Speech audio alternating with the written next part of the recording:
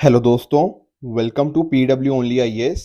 Date है आज की 24 मार्च 2023 एंड आप सभी का स्वागत है आज के प्रीलिम बूस्टर न्यूज़ डिस्कशन के अंदर। एक इंपॉर्टेंट इन्फॉर्मेशन आप सभी के लिए। जैसा कि आप सभी जानते हो, आज शाम 6 बजे आप सभी का सेशन है शिवम सर के साथ। इस पर्टिकुलर सेशन के अंदर शिवम सर आप सभी के साथ डिस्कस करेंगे कि कैसे लगभग 60 डेज के अंदर हम इफेक्टिव रिवीजन को कर सकते हैं। तो इस इम्पॉर्टेंट इनिशिएटिव या फिर इस इंपॉर्टेंट जो वेबिनार के अंदर आपके साथ इनसाइट शेयर करी जाएंगी ना, तो मेक श्योर कि आप उसका अच्छे से यूटिलाइज करें। इस पर्टिकुलर सेशन को अटेंड करने के लिए आप नीचे कमेंट सेक्शन के अंदर जो लिंक है ना, उसके अंदर रजिस्टर कर सकते हैं एंड आपके जो भी डाउट्स होंगे वो इस पर्टिकुलर सेशन के अंदर कवर कर दिए जाएंगे। राइट, आप यहाँ पर आज की न्यूज़पेपर देख सकते हो। देखो, एक इंपॉर्टेंट केस है, ठीक है। जो राहुल गांधी जी हैं, वायनाड से मेंबर ऑफ पार्लियामेंट, उनको एक डेफेमेशन केस में उनको कन्विक्ट पाया गया है।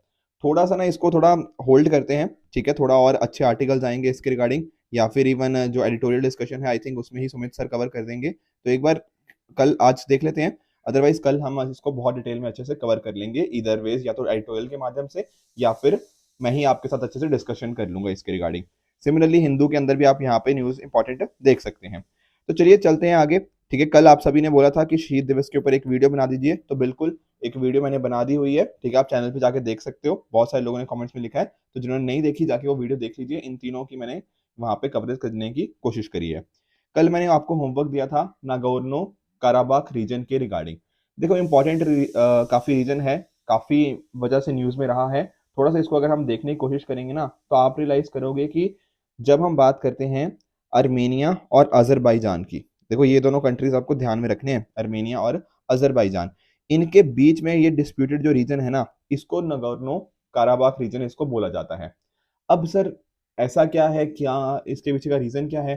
देखो, दरअसल में ना अगर हम बात करें तो आप रियलाइज करोगे कि ये जो पर्टिकुलर रीजन है, एक्चुअल में अगर दुनिया की बात करें कि इंटरनेशनल लॉज इसको क्या बोलते हैं, इंटरनेशनल लॉज इसको बोलते हैं कि ये अजरबैजान का पार्ट है, ठीक है ना। पर ओवर द टाइम हुआ क्या है, धीरे धीरे धीरे यहाँ पे जो लोग रहते हैं वो अर्मेनिया को थोड़ा उसके साथ उनको आइडेंटिटी अपने साथ रियलाइज करते हैं, ठीक है ना। जो एथनिसिटी है यहाँ पे मेजरली अर्मेनियन की है, तो इन्होंने क्या किया, ये अजरबैजान के रूल को यहाँ पे मानते नहीं है, ठीक है। तो इस वजह से काफी डिस्प्यूट रहता है, काफी बार इनके बीच में लड़ाई भी हो चुकी है इसके रिगार्डिंग। तो इस तरह से कंट्रोल जो है वो धीरे धीरे अर्मेनिया के हाथ में आ रहा है एंड अकॉर्डिंगली इस तरह से मतलब चेंजेस आते जा रहे हैं। राइट, तो ये था अर्मेनिया और अजरबैजान का डिस्प्यूट। अब ये जो नगोर्नो कराबाख रीजन है ना, ध्यान रखना काफी इसमें माउंटेन्स बहुत है, ठीक है, और फॉरेस्टेड एरिया है बहुत ज्यादा। यहाँ पे आपको घने जंगल यहाँ पे देखने को मिल जाएंगे। अब सर इतना इंपॉर्टेंट एरिया क्यों है? देखो, इंपॉर्टेंट एरिया काफी रीजन की वजह से, वैसे एक तो चलो कि यहाँ पे एथनिसिटी अलग है और कंट्री अलग है, ये तो है ही है। पर इसके अलावा आप नोटिस करो, ये जो एरिया है ना, दरअसल में यहाँ पर आपको कैस्पियन सी देखने को मिल जाएगा अजरबैजान के आपको ईस्टर्न साइड में। उसी तरह से यहाँ पर अर्मेनिया के ऊपर आपको जॉर्जिया देखने को मिलता है ना, तो जॉर्जिया के आपको वेस्टर्न साइड में आपको देखने को मिल जाएगा ब्लैक सी।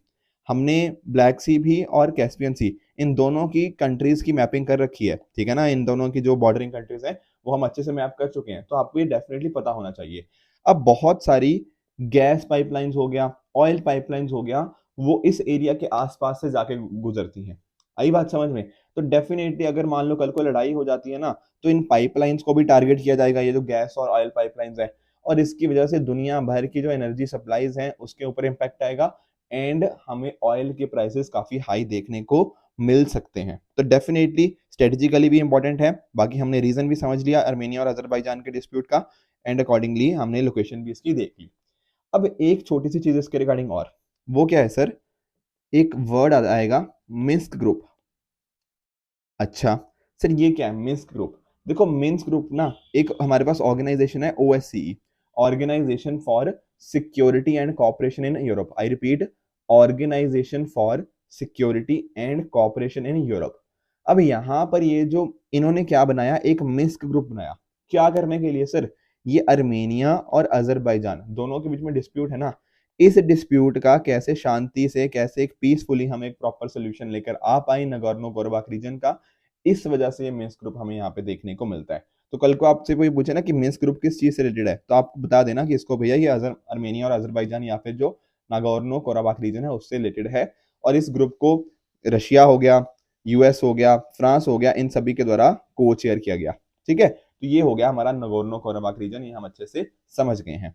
अब सर अगले लेक्चर के लिए यानी कि कल के लिए हमें क्या करना है, देखो काफिला सिस्टम ये काफी थोड़ा न्यूज में रहा है, ठीक है। तो आप मुझे बताओगे कौन सी कंट्रीज हैं, हम मैपिंग के उनके कंट्रीज की मैप कर लेंगे, कौन सी कंट्रीज हैं जिनके रिगार्डिंग काफिला सिस्टम हमें देखने को मिलता है, ठीक है। और साथ साथ ही सिस्टम है क्या, ये समझना थोड़ा इंपॉर्टेंट है, तो कल इसको भी डिस्कस कर लेंगे। बट आप मुझे नीचे कमेंट सेक्शन में इसको ढूंढने की कोशिश करना, राइट। इसी तरह से प्रीवियस ईयर क्वेश्चन के अंदर आपको एक होमवर्क दे रहा हूँ।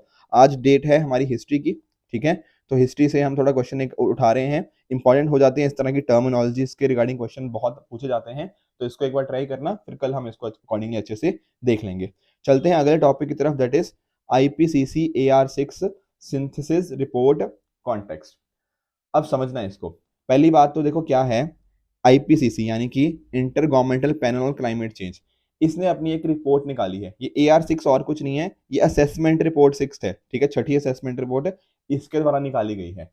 अब सर ये रिपोर्ट निकालने का क्या मकसद क्या है, देखो हम बात करते हैं ना क्लाइमेट चेंज की, तो क्लाइमेट चेंज में ना दो तरह के ओपिनियंस हैं, या रेदर आई शुड से कि अब तो एक ही बचा है, पर पहले इस तरह से था कि दो ओपिनियन होते थे। एक लोग बोलते थे कि सर ये क्लाइमेट चेंज ना होता नहीं है कुछ, ये सब मिथ है, मतलब ऐसे बस वर्ड यूज कर लिया, अच्छा मतलब बस इस तरह की बातें हो रही हैं। एक बोलते हैं कि नहीं यार, क्लाइमेट चेंज एक रियलिटी है, हमें दिख रही है इसके एविडेंसेस इस तरह के होने की। तो ये दो ओपिनियंस हमें देखने को मिलते थे। तो IPCC पता क्या करता है, IPCC ने इसको यहाँ पे लेके आने की कोशिश करता है कि दरअसल में क्लाइमेट चेंज हो रहा है, इसके इम्पैक्ट हमें दिख रहे हैं, आने वाले टाइम के अंदर हमें लोगों की जिंदगी और खराब होती हुई दिख रही है।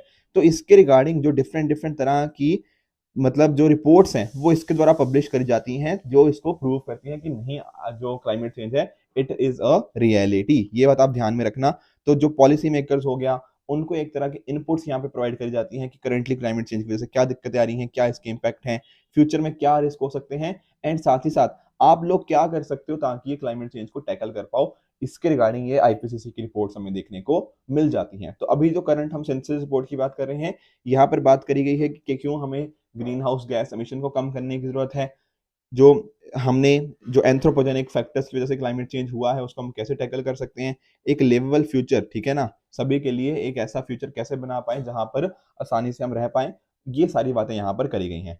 कुछ इंपॉर्टेंट फाइंडिंग्स अगर हम बात करें तो आप नोटिस कर सकते हो कि 2030 से लेकर 2035 के बीच में जो हमारे GHG एमिशंस हैं, ग्रीन हाउस गैस एमिशंस, उसकी वजह से ग्लोबल वार्मिंग काफी ज्यादा बढ़ जाएगी एंड 1.5 डिग्री सेल्सियस हमारा टेम्परेचर इंक्रीज हो जाएगा। तो ये बात आप ध्यान में रखिएगा। आप जानते हो ना पेरिस क्लाइमेट डील, ठीक है ना, वहां हमने कोशिश करी, क्या हुई है कि at the end of the century हम कोशिश करेंगे कि इसको 2 डिग्री तक रखने की राइज इन टेम्परेचर, और कोशिश करेंगे 1.5 डिग्री तक ही इसको सीमित कर दें। तो ये हमारी कोशिश है। पर एज पर द रिपोर्ट ये बता रहे हैं कि इतने ज्यादा हमने ह्यूमन एक्टिविटीज ने इतना ज्यादा हमने एमिशन कर दिया है कि ऑलरेडी हमारा जो टेम्परेचर है 1.1 डिग्री सेल्सियस इंक्रीज कर गया है between the last 50 years. Last 50 year मतलब 1850 से 1900 की बात कर रहा हूँ, ठीक है। और अगर इसी तरह से हम कहीं ना कहीं चलते गए ना, तो पेरिस क्लाइमेट डील का टारगेट तो छोड़ो, ये तो बहुत ज्यादा हम इंक्रीज कर देंगे, 3.2 डिग्री सेल्सियस हो जाएगा। तो अगर हमने ये लिमिट में रखना है 1.5 डिग्री सेल्सियस की, तो होगा क्या, जो हमारे एमिशंस है ना कम से कम 43% कम होने करने पड़ेंगे बाय 2030, और 60% कम से कम करने पड़ेंगे by 2035 as compared to the level जो कि हम 2019 में जितने हम एमिशन कर रहे थे। तो अभी बहुत ज्यादा काम करने की जरूरत है अगर हमें अपने टारगेट को अचीव करना है और अर्थ को एक सस्टेनेबल प्लेस बनाना है। साथ में ही इसका इम्पैक्ट की अगर बात करें तो जैसे फॉर एग्जांपल देखो, क्लाइमेट का कहीं ना कहीं फूड सिक्योरिटी से इम्पैक्ट आता है, बिल्कुल। अगर मान लो यहाँ पे टेम्परेचर बहुत ज्यादा हो जाए तो शायद बहुत सारे एरियाज एग्रीकल्चर हो गया या फिर लोगों की इवन प्रोडक्टिविटी कम हो जाएगी, तो ये डेफिनेटली इश्यूज आएंगे, उससे फूड सिक्योरिटी के ऊपर थ्रेट बनेगा, ठीक है, पानी की शॉर्टेज हो सकती है, ये सारे यहाँ पे इम्पैक्ट हमें देखने को मिल जाएंगे। इसके साथ में ही इकोनॉमिक लॉस एंड डैमेज, ठीक है, क्लाइमेट चेंज को टैकल करने के लिए हमारे पास इश्यूज आएंगे, ठीक है, तो मतलब लोगों की जिंदगी के ऊपर इम्पैक्ट आएगा, लोगों की प्रोडक्टिविटी कम हो जाएगी, ये सारे यहाँ पे इश्यूज हमें देखने को मिल सकते हैं। तो सर आगे करना क्या चाहिए अगर इतने सारे इश्यूज हैं, तो आगे देखो यही है क्लाइमेट रेजिलिएंट डेवलपमेंट। हम जो भी डेवलपमेंट, ऐसा नहीं है कि देखो दो चीजें होती है, एक होती है इकोनॉमी, एक होता है एनवायरमेंट। कुछ लोग बोलते हैं कि एक को चूज कर लो दूसरे को हटा दो, ठीक है, पर ऐसा नहीं होता। सस्टेनेबल डेवलपमेंट ही हमारा एक सोल्यूशन है, इकोनॉमी भी जरूरी है, पर इन्वायरमेंट को एट द सेम टाइम भी हमें साथ ही में ही लेकर चलना पड़ेगा। तो क्लीन एनर्जी हो गया, ठीक है, हम बात करते हैं ना इतने सारे रिन्यूएबल एनर्जी की, नई नई चीजों की, तो वो सारी चीजें हेल्प करेंगी हमें इस डायरेक्शन में। एयर क्वालिटी को इंप्रूव करना, एम्प्लॉयमेंट अपॉर्चुनिटीज बढ़ाना, हेल्थ केयर को बढ़ाना, ठीक है, ये सारी चीजें डेफिनेटली रिकमेंडेड हैं IPCC के द्वारा, ताकि हम अच्छे से इसका जो इम्पैक्ट है उसको टैकल कर पाए। प्लस साथ में ही देखो बिना पैसे के तो कोई चीज़ होती ही नहीं है, ठीक है, तो पैसा भी बिल्कुल जरूरी है। तो फाइनेंशियल इन्वेस्टमेंट होनी चाहिए, जो बैंकों को इंश्योर किया जाना चाहिए कि आप पब्लिक फंडिंग करो, ठीक है। तो इस तरह की चीज़ें अगर पैसा मिलेगा कहीं ना कहीं ये सारी जो ऑर्गेनाइजेशंस हैं उनको टैकल करने में थोड़ी मदद मिल पाएगी। थोड़ा सा बस आखिरी में एक बार आईपीसीसी पढ़ लेते हैं कि आईपीसीसी क्या है। आईपीसीसी आप जानते हो inter governmental panel on climate change है। तो दरअसल में ना जो डब्ल्यूएमओ है, वर्ल्ड मीटरोलॉजिकल ऑर्गेनाइजेशन, इसके साथ UNEP, united nation environment programme, इन दोनों ने मिलकर आईपीसीसी को बनाया था। ध्यान रखिएगा कि यूएन की बॉडी है ताकि प्रॉपर ये टेक्नोलॉजी, प्रॉपर जो इसके पीछे की साइंस है उसको समझ पाए क्लाइमेट चेंज के रिगार्डिंग। इसको स्टैब्लिश किया गया था 1988 में, और इंडिया इसकी एक मेंबर कंट्री है। आप सभी इसको जानते ही होंगे। और काम क्या करती है ये हम समझ ही चुके हैं, कितने सारे इसकी रिपोर्ट्स हो गया, कैसे रिस्क आ रहे हैं, ये सारी चीजें इसके द्वारा प्रोवाइड करी जाती हैं। तो इन्वायरमेंट का काफी इंपॉर्टेंट टॉपिक था। एंड इवन ना इस तरह की जो इन्फॉर्मेशन मैंने यूज करी ना कि 2000 से लेकर इतने हो गया टाइम के बीच में इतना टेम्परेचर इंक्रीज हो रहा है, वो सारी चीजें इनफैक्ट आप अपने मेंस के आंसर में भी डेफिनेटली यूज कर सकते हो, क्योंकि हर साल ऐसे मेंस में क्वेश्चन आते ही आते हैं, राइट। अगले टॉपिक की तरफ बढ़ते हैं, दैट इज जीलैंडिया। सर ये क्या है जीलैंडिया? देखो आप जानते हो कि दुनिया में कॉन्टिनेंट्स कितने हैं? टोटल 7 कॉन्टिनेंट्स हैं। पर यहाँ पर साइंटिस्ट ने ना एक मिसिंग कॉन्टिनेंट को कंफर्म कर दिया है, उसका नाम क्या है? जीलैंडिया। सर ये है क्या? यहाँ पे देखो, यहाँ पे आप इमेजेस में देखो, ये देख पा रहे हो आप? कौन सी है ये ऑस्ट्रेलिया है, ठीक है, इसकी बात कर रहा हूँ, अगर आपको इमेज में नहीं दिख रहा, ये ऑस्ट्रेलिया है, ठीक है ना। और ये यहाँ पर एक कॉन्टिनेंट है, इसका नाम है क्या? जीलैंडिया।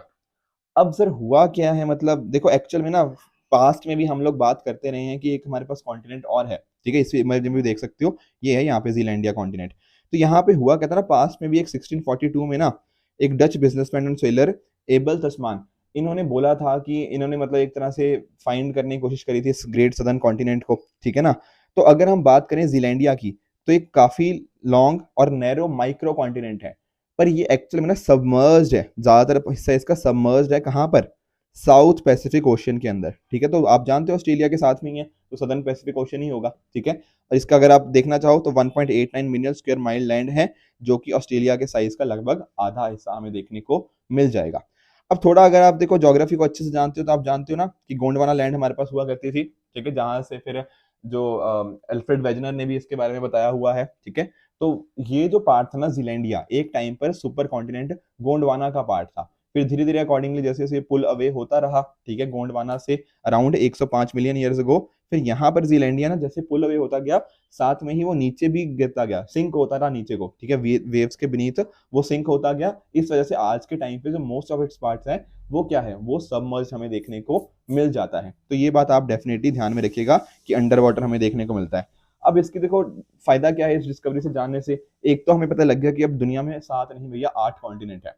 साथ में ही आप नोटिस करोगे इसकी डिस्कवरी से ना, कि जैसे फॉर एग्जांपल हमें पता लगेगा कि यार हाँ बाकी चीजें कि कैसे जियोलॉजिकल हिस्ट्री मूव हुई थी, कैसे प्लैनेट को शेप हुआ था, ये चीजें डेफिनेटली हमें पता लग जाती हैं। साथ में न्यूजीलैंड के जो नॉर्थ आइलैंड है, साउथ आइलैंड्स हैं, वो कैसे फॉर्म हुए हैं, उनकी एक फाउंडेशन भी हमें डेफिनेटली देखने को मिल जाती है। तो आपको इसकी ना थोड़ी लोकेशन यहाँ पे पता होनी चाहिए कि जीलैंडिया की कॉन्टिनेंट की जो लोकेशन है वो क्या है, वो हम समझ गए हैं। अगले टॉपिक की तरफ चलते हैं, that is Vienna convention on diplomatic relation. देखो वैसे तो वियना कन्वेंशन बहुत सारी चीजों के रिगार्डिंग है, पर यहाँ पर स्पेसिफिकली हम बात कर रहे हैं डिप्लोमेटिक रिलेशंस के रिगार्डिंग। अब एक्चुअल में देखो आपने हुआ क्या था, अगर आप थोड़ा ये खालिस्तान इशू को फॉलो कर रहे होंगे ना, तो आप जानते हो कि कुछ खालिस्तान प्रोटेस्टर्स ने क्या किया, जो इंडियन हाई कमीशन है लंदन के अंदर, वहां पर एक तरह की बर्बरता दिखाई। कहने का मीनिंग क्या, जो प्रॉपर्टी थी उसको डैमेज करने की, उसको डिस्ट्रक्शन करने की उसकी कोशिश करी गई। तो यहाँ पर ना इंडिया ने, हमारी जो मिनिस्ट्री ऑफ एक्सटर्नल अफेयर्स है, उन्होंने इस particular Vienna convention on diplomatic relations को इन्वोक किया और यूके की गवर्नमेंट को बताया कि भैया आपकी कुछ जिम्मेदारियां हैं इस कन्वेंशन के अंदर। देखो समझने की कोशिश करो, जैसे फॉर एग्जांपल जैसे इंडियन हाई कमीशन है वहां पे लंदन में के अंदर, ठीक है ना। तो यहाँ पर क्या हो रहा है, यहाँ पर इंडिया के लोग रह रहे हैं ना कुछ, और एक तरह से ना ये जो पर्टिकुलर जगह है जो इंडियन हाई कमीशन है, ये इंडिया की ही प्रॉपर्टी है ये लंदन में, पर इसको ऐसा ट्रीट, जैसे आप लोग जीडीपी में भी देखते होंगे, ये इंडिया की प्रॉपर्टी ही एक तरह से ट्रीट करी जाती है। पर यहाँ पर देखो कोई इंडिया का पर्सन काम कर रहा है, ठीक है ना, तो बहुत सारे उसके ऊपर कई बार थ्रेट्स भी हो सकते हैं, ठीक है ना, कई बार उसको मारने की भी कोशिश करी जा सकती है। तो यहाँ पर इनको प्रोटेक्ट करना जरूरी है या नहीं है? बिल्कुल। तो जो भी यहाँ पे हाई कमीशन हो गया, एम्बेसी हो गया, ठीक है ना, यहाँ पर ना सिक्योरिटी की जिम्मेदारी होती है किसकी? जो होस्ट नेशन होता है उसकी। कहने का मीनिंग क्या है, जैसे ये इंडियन हाई कमीशन है ना लंदन के अंदर, तो यहाँ पर जो यूके गवर्नमेंट है उसकी जिम्मेदारी है कि हाई कमीशन की सिक्योरिटी को वो अच्छे से मैनेज करे। ऐसा मैं नहीं कह रहा, ऐसा वियना कन्वेंशन की तरह बोला जाता है।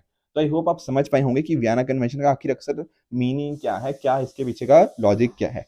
तो इसको पर्टिकुलर ये कन्वेंशन 1964 में फोर्स में आई थी, और एक तरह से आप देखो साइनिंग हो गई थी 1961 के अंदर।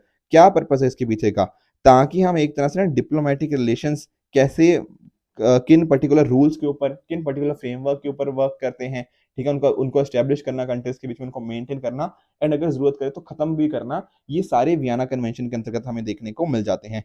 तो एक तरह से ना डिप्लोमेटिक इम्यूनिटी मिलती है। कहने का मीनिंग क्या, कि वहां पर जो बंदा काम कर रहा है इंडिया का, ठीक है, जो पर्सन काम कर रहे हैं हमारे इंडिया की, तो बिना किसी डर के काम कर पाए, बिना किसी हरेसमेंट के काम कर पाए उस होस्ट कंट्री के द्वारा। तो इस वजह से कुछ उनको इम्यूनिटीज, कुछ उनको प्रिविलेज दी गई हैं, इसी का नाम है डिप्लोमेटिक इम्यूनिटी। जैसे मान लो आप इंडियन फॉरेन सर्विसेज में चले जाते हो, ठीक है, और आप पर्टिकुलर किसी हाई कमीशन या एम्बेसी में आपको वर्क करना पड़ रहा है, ठीक है, तो आपके पास भी कुछ वहां पे इम्यूनिटीज होंगी, आप आसानी से वहां पे घूम पाओगे बिना किसी कोएर्शन के, बिना किसी डर के, बिना किसी हरासमेंट के। ये सारी चीजें वियना कन्वेंशन के अंतर्गत देखने को मिलती हैं। और इतनी ये ना काफी सक्सेसफुल है। क्यों सक्सेसफुल है, देखो, क्योंकि दुनिया के लगभग सभी कंट्रीज ने इसको रेटिफाई कर रखा है, क्योंकि इंपॉर्टेंट है ना, अगर कंट्रीज से रिलेशन मेंटेन करने हैं तो डेफिनेटली उसके रिगार्डिंग जरूरी है। आप नोटिस करोगे तो पलाऊ हो गया, और साथ ही साथ जो साउथ सूडान है, इन कंट्रीज को छोड़ के बाकी सभी यूएन मेंबर स्टेट्स ने इसको कर रखा है।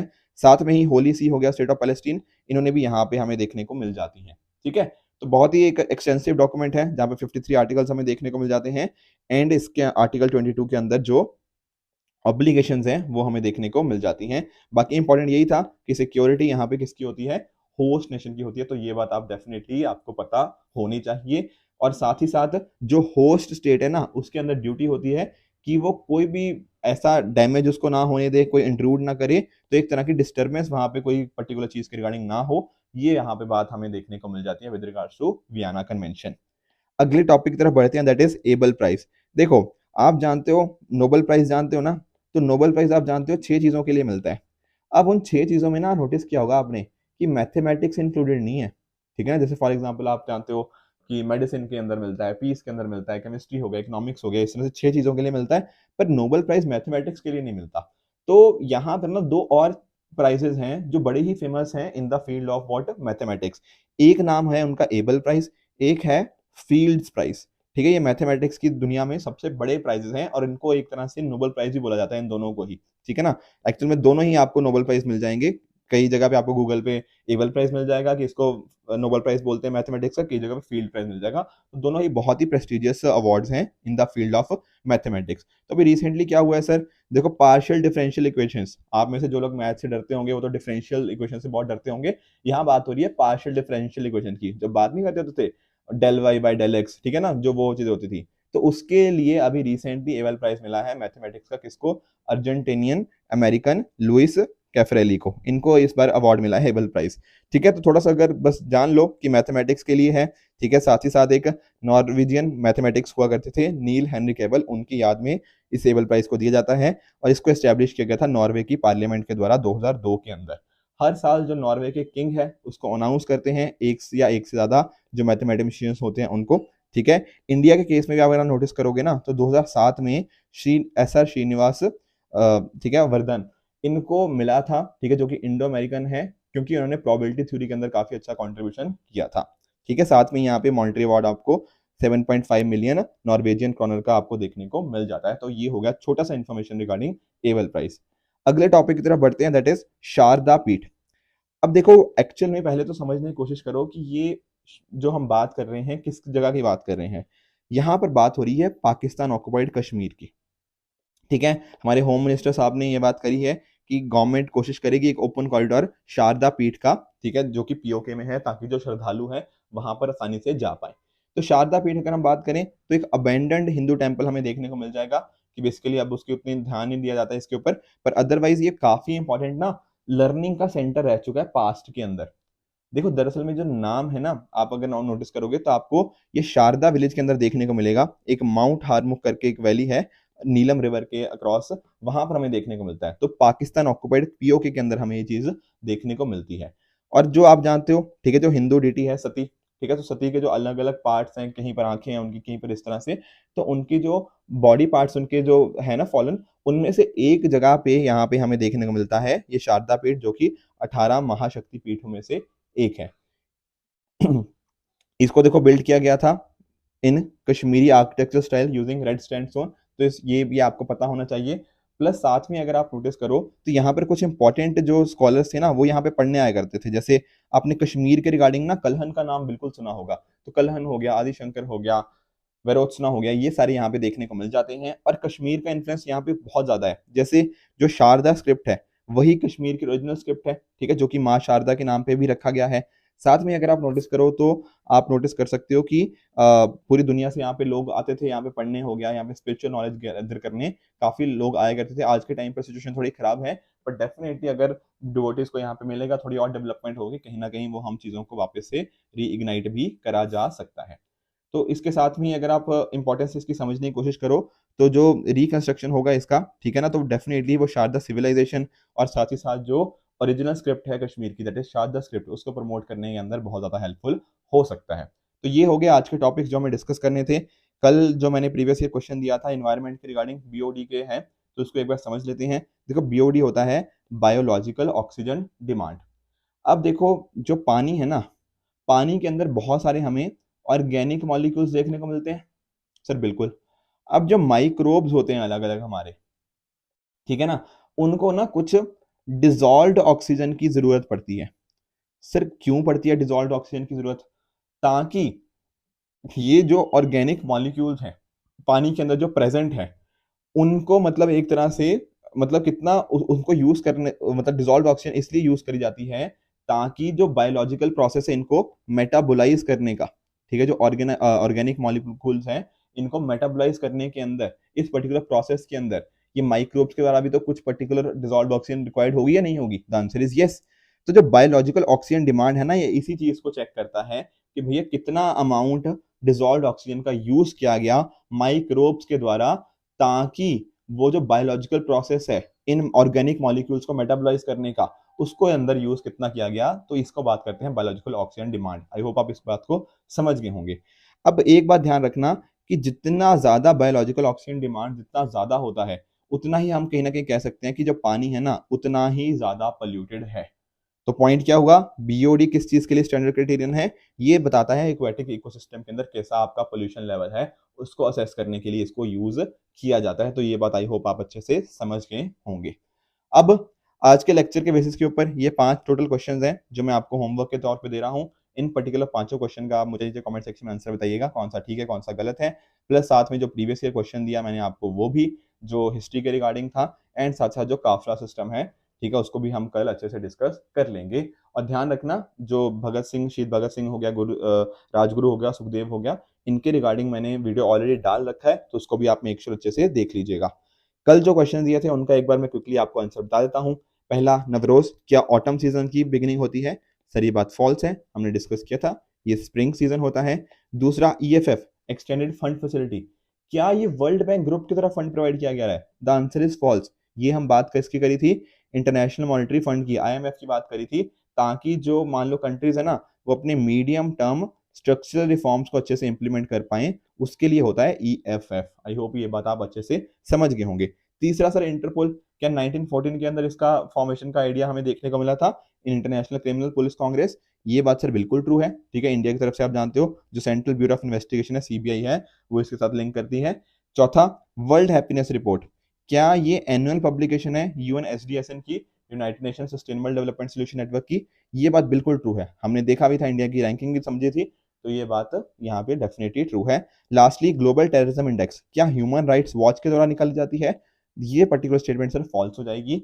जो institute of economics and peace है या institute for economics and peace है, उसके द्वारा निकल जाती है। तो ये बात भी हमें अच्छे से पता होनी चाहिए।